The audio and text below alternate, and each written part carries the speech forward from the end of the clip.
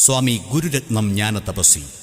ആലപ്പുഴ ചേർത്തലയിൽ ജനനം. ചേർത്തല SB കോളേജിൽ ബിരുദ പഠനം. അഹമ്മദാബാദ് ട്രിയോ ഫാർമ കമ്പനിയുടെ എറണാകുളം ഡിസ്ട്രിക്ട് ഹെഡായി പ്രവർത്തിച്ചു വരുമ്പോഴായിരുന്നു ജീവിതഗതി മുഴുവൻ മാറ്റിമറിച്ച സംഭവ വികാസങ്ങൾക്ക് തുടക്കമാകുന്നത്. നവജ്യോതി ശ്രീ കരുണാകര ഗുരുവിനെ കാണുന്നതും ജീവിത വഴിത്തിരിവുണ്ടാകുന്നതും അപ്പോഴായിരുന്നു.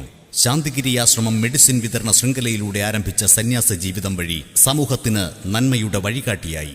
നമുക്ക് നമ്മളെ സ്നേഹിക്കുന്നവരെ വിശ്വസിക്കുക എന്താ? അല്ലെങ്കിൽ ഈ ലോകത്ത് മറ്റൊരാളെയും നമുക്ക് സ്നേഹിക്കാനാവില്ല. ഒരാളുടെ വളർച്ചയുടെ അടിസ്ഥാനമെന്ന് പറയുന്നത് അവനവനോടുള്ള സ്നേഹവും വിശ്വാസവുമാണ്.